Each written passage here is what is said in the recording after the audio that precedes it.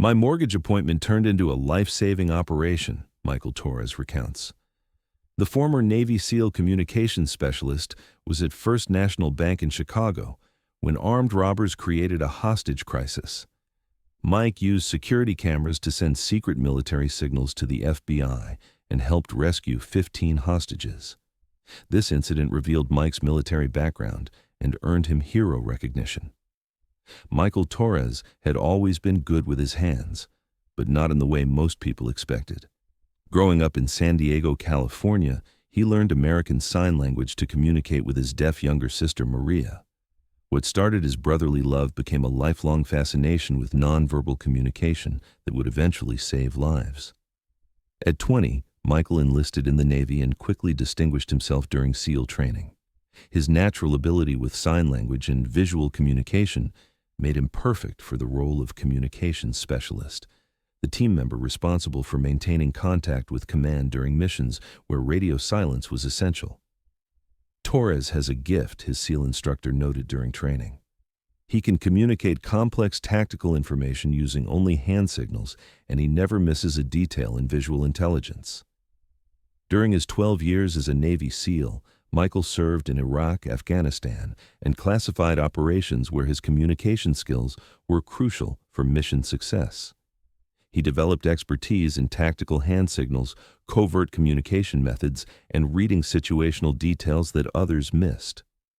In SEAL operations, the guy who controls communications controls the mission, Michael often told new recruits. You have to see everything, understand everything, and communicate everything, all without saying a word. After retiring from the Navy in 2023 at age 32, Michael struggled with civilian transition.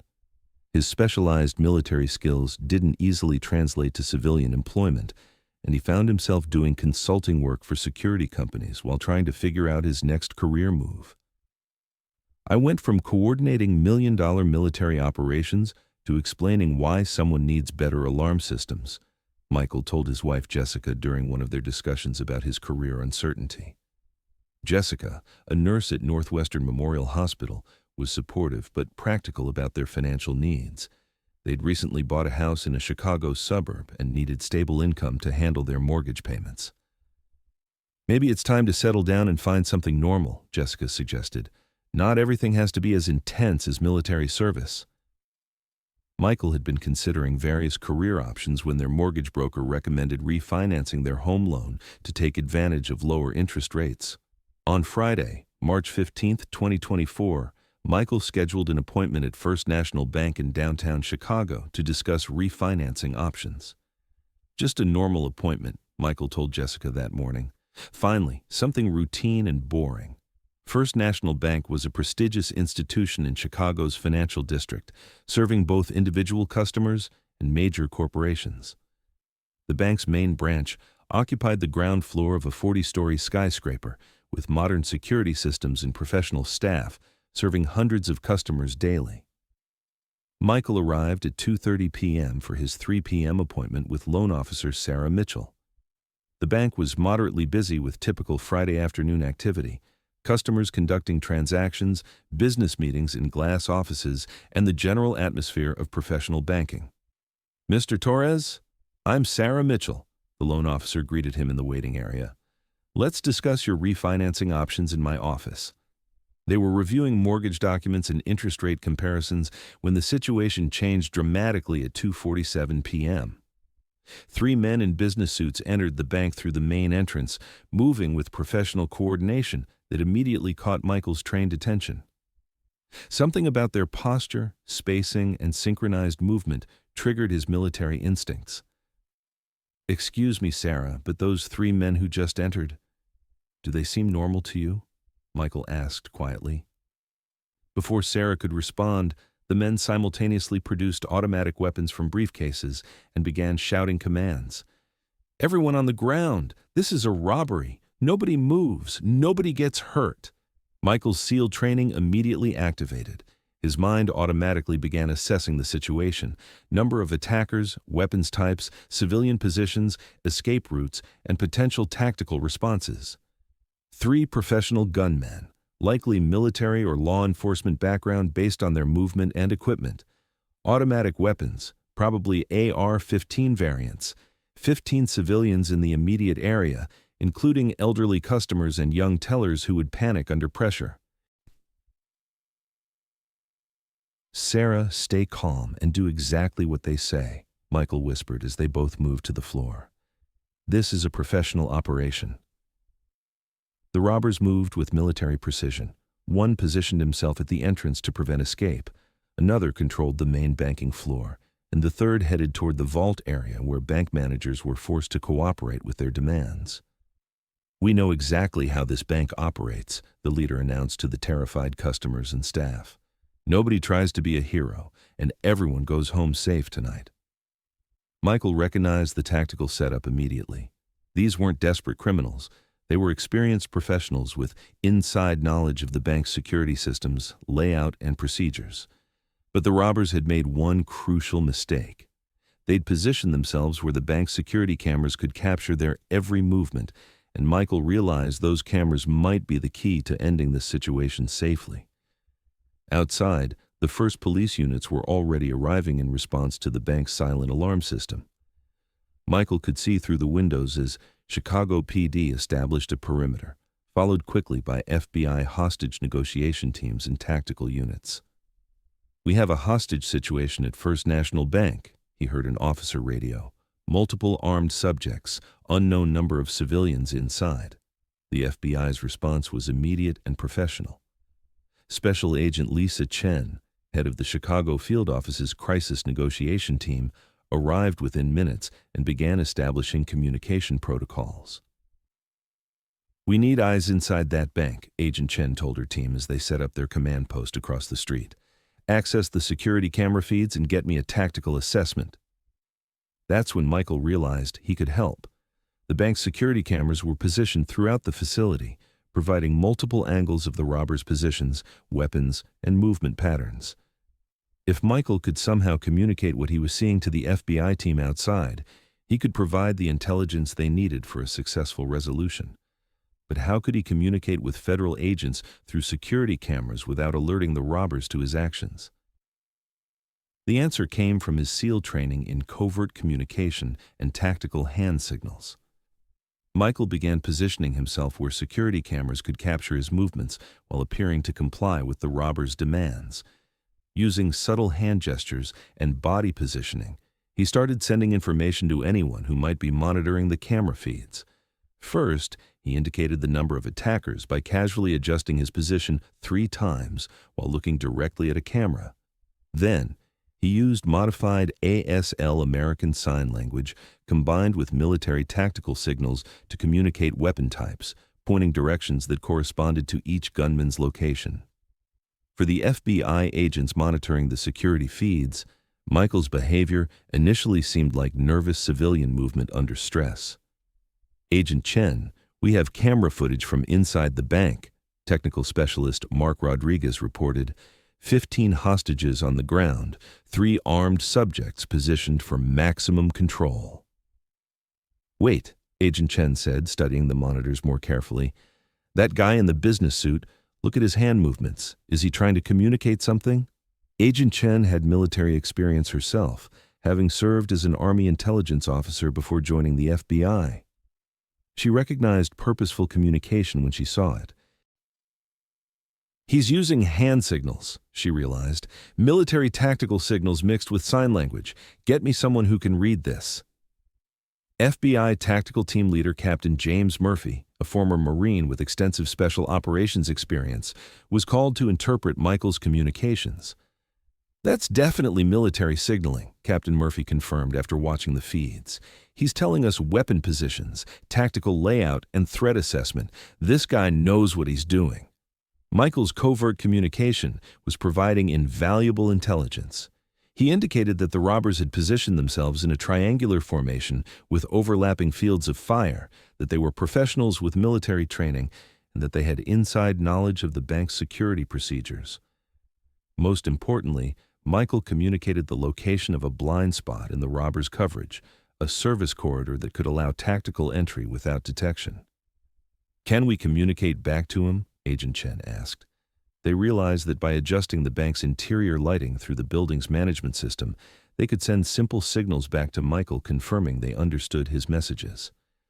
The covert communication became a sophisticated two-way intelligence operation. Michael continued providing real-time updates on the robbers' positions and behavior, while the FBI confirmed their understanding and coordinated their tactical response.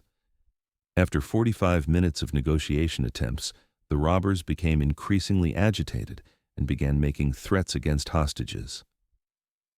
"We know the building is surrounded," the leader announced. "If we don't see movement toward our escape plan in the next 10 minutes, people start getting hurt." Agent Chen realized they needed to act quickly. Michael's intelligence had provided them with everything needed for a successful tactical entry. "We're going in," Agent Chen decided.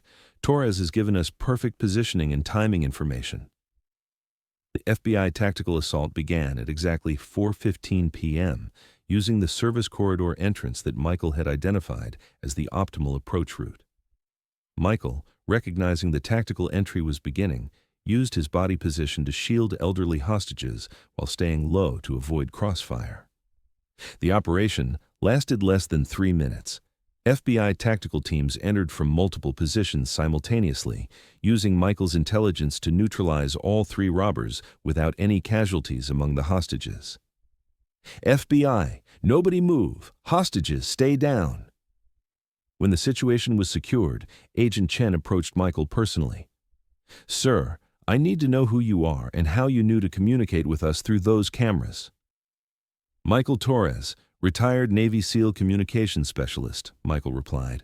"I spent 12 years learning how to provide tactical intelligence in hostile situations." The bank lobby erupted in applause as other hostages realized that Michael had been secretly helping coordinate their rescue. "You saved our lives," Sarah Mitchell told Michael with tears in her eyes. "While we were terrified, you were working to get us out safely." Agent Chen was amazed by Michael's tactical thinking and communication skills. "Mr. Torres, your actions today prevented potential casualties and made this rescue possible," she told him. "You demonstrated extraordinary courage and expertise under pressure." The story made national headlines when details emerged about Michael's covert communication with FBI agents. Naval Special Warfare Command, veteran saves bank hostages using secret hand signals dominated news coverage for days. The FBI's after-action report credited Michael's intelligence with the operation's success and noted that his communication provided information that would have taken hours to gather through other means. Michael Torres exemplified the highest traditions of military service, FBI Director Christopher Wray said in a statement. "His actions proved that military training serves our country long after active duty ends." Michael received the FBI's Award for Exceptional Civilian Courage and was invited to speak at law enforcement training conferences about tactical communication and civilian law enforcement cooperation. The 3 bank robbers were revealed to be former military contractors who had planned the heist for months. Their inside knowledge came from a corrupt bank security consultant who was also arrested. Without Torres's intelligence, this could have ended very differently, Agent Chen testified during the robbers' trial. "His communication gave us tactical advantages that saved lives." Michael's heroic actions also had personal benefits. The publicity led to job offers from multiple security consulting firms and government agencies interested in his unique communication skills. "I went to the bank for a mortgage appointment," Michael often says when telling the story. "I ended up getting a new career instead." He now works as a communications consultant for the FBI, training agents in tactical signaling and helping develop protocols for civilian law enforcement cooperation during crisis situations. Jessica is proud of her husband's heroism, but jokes about his inability to have normal civilian experiences. "I send him to refinance our mortgage, and he ends up on national television saving hostages," she tells friends. "That's what I get for marrying a SEAL." The bank has memorialized Michael's actions with a plaque in their lobby, and several hostages maintain contact with him as a lifelong friend. "Michael didn't just save our lives that day," says hostage Margaret Chen, no relation to Agent Chen. He showed us what real courage looks like. Today, Michael trains law enforcement officers across the country in tactical communication, using the bank robbery as a case study in how military skills can serve civilian communities. The lesson, Michael reflects, is that military training never really ends. The skills we learn in service can help protect people in ways we never expected. His SEAL teammates were proud but not surprised by Michael's actions.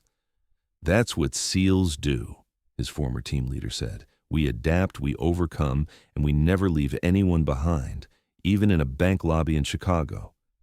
The bank robbery incident became a training scenario used by the FBI and other law enforcement agencies to teach tactical communication and civilian cooperation protocols. Michael's story proves that military veterans continue serving their communities in unexpected ways, and that the values learned in service, courage, tactical thinking, and protecting others can make the difference between tragedy and triumph in civilian life.